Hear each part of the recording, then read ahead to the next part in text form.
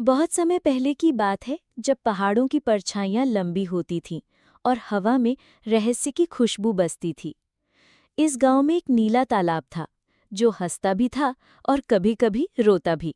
रीमा पत्थर फेंकते हुए कहती है, देखो कितने गोले बन रहे हैं पानी में। अर्जुन कान लगाकर सुनता है। रुको, तुमने वो सुना?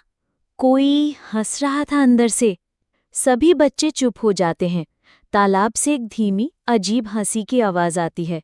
रीमा घबराकर बोलती है, चलो भागो, ये तालाब ठीक नहीं है। आरव धीमे स्वर में कहता है, सब डरते हैं लेकिन मैं नहीं, मुझे देखना है कि वो कौन हंसता है। आरव की माँ चीखती है, मेरा बेटा, मेरा आरव, वो कहाँ है? एक गांव वाला कहता है, किसी ने देखा उसे तालाब की ओर जाते हुए, फिर कोई नहीं मिला। एक बुजुर्ग औरत कहती है, नीला तालाब फिर किसी को खा गया। रेखा जो 13 वर्ष की है अपने छोटे भाई आरव की फोटो को देख रही है। रेखा आंखों में आंसू लिए कहती है, मैं तुम्हें ढूंढ लूंगी आरव, चाहे जो हो जाए, मैं उस नीले तालाब की पुकार सुनूंगी। क्या रेखा जान पाएगी तालाब के पीछे का सच? नीले पानी में कौन है जो हंसता है और फिर रुला देता है? यही सब जानेंगे हम इस कहानी में। आगे बढ़ने से पहले आपसे निवेदन है कि चैनल को सब्सक्राइब और वीडियो को लाइक और एक प्यारा सा कमेंट कर दें। आपके लिए एकदम फ्री है और 1 सेकंड से भी कम समय लगता है, लेकिन हमें बहुत हौसला मिलता है। धन्यवाद। नीला तालाब, सुबह का धुंध भरा समय। रेखा चुपचाप तालाब के किनारे जाती है। नीले पानी में लहरें खुद ब खुद हिलती हैं। उसके चेहरे पर संकल्प और डर दोनों हैं। रेखा धीरे से कहती है, आरव, क्या तू यहीं है? मुझे कोई डर नहीं है, मैं तुझे वापस ले जाऊंगी। एक रहस्यमयी महिला की आवाज धीरे धीरे गूंजती हुई आती है, जो यहाँ आता है वो कभी लौटता नहीं। दादी कहानी सुनाते हुए कहती हैं, ये तालाब एक अभिशाप है बच्ची। बहुत साल पहले एक लड़की डुबो दी गई थी यहाँ, सिर्फ इसलिए कि वो सच्चाई बोलती थी। अब वो आत्मा बन चुकी है। वो हर उस बच्चे को ले जाती है जो अकेले तालाब से बातें करता है। रेखा दृढ़ता से बोलती है, तो मुझे उस आत्मा से मिलना ही होगा। रेखा अकेले आती है, हाथ में लालटेन लिए।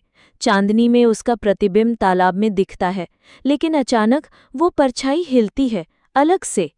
रेखा बोलती है, ये मेरा अक्स नहीं? अचानक तालाब से एक परछाई निकलती है, एक लड़की, झिलमिलाती लेकिन आंखों में दर्द और क्रोध। जोर से आत्मा धीरे धीरे कहती है, मैं वो हूं जिसे सच्चाई कहने पर मिटा दिया गया। अब मैं हर मासूम को अपने पास बुलाती हूं ताकि कोई तो मुझे समझे। रेखा धीरे से कहती है, क्या तू आरव को छोड़ सकती है? मैं तुझे सुनूंगी और तुझे न्याय दिलाऊंगी। आत्मा कहती है, एक सौदा कर सकती हूं।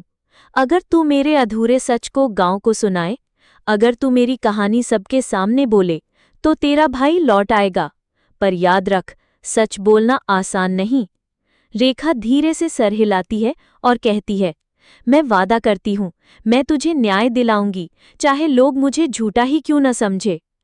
तालाब में हलचल होती है और धीरे धीरे एक बच्चा बाहर आता है। वही आरव, आंखें बंद लेकिन सांस लेता हुआ। रेखा दौड़कर उसे पकड़ती है। रेखा रोते हुए बोलती है, आरव तुम वापस आ गए? आरव कहता है, दीदी मैंने उसे देखा था, वो रो रही थी, बहुत अकेली थी। रेखा आत्मा की कहानी सुनाने गांव की पंचायत में पहुंचती है। हाथ में पुरानी डायरी है जो आत्मा ने दी थी। गांव वाले इकट्ठा हैं, कुछ मजाक बना रहे हैं, कुछ ध्यान से सुन रहे हैं। रेखा ललकारते हुए बोलती है, ये आत्मा कोई अभिशाप नहीं है, ये सुधा है, एक लड़की जिसे सच्चाई के लिए मारा गया। ये उसकी डायरी है, इसमें लिखा है कि कैसे गांव के कुछ लोगों ने मिलकर उसकी आवाज दबा दी। गांव का प्रधान गुस्से में बोलता है, चुप हो जा लड़की, भूत प्रेत की कहानियां फैलाकर गांव का चैन बिगाड़ रही है। रेखा बोलती है, अगर डर है तो सच्चाई का है। सुधा की आत्मा तब तक नहीं जाएगी जब तक उसका सच दुनिया के सामने नहीं आता। रेखा गांव के कुछ बच्चों और महिलाओं के साथ सुधा की झोपड़ी में जाती है। अंदर एक पुरानी पेंटिंग, टूटी किताबें और दीवार पर एक कविता लिखी मिलती है। पंक्तियां दीवार पर लिखी हैं, सच कहने की सजा मिली, पानी ने मुझे निगल लिया। अब हर अंधेरे में मैं रोशनी ढूंढती हूँ। रेखा धीरे से कहती है। ये उसकी आवाज़ है, एक मरती हुई उम्मीद। रेखा गांव वालों को झोपड़ी दिखाती है। एक बूढ़ी औरत फूट फूट कर रोती है।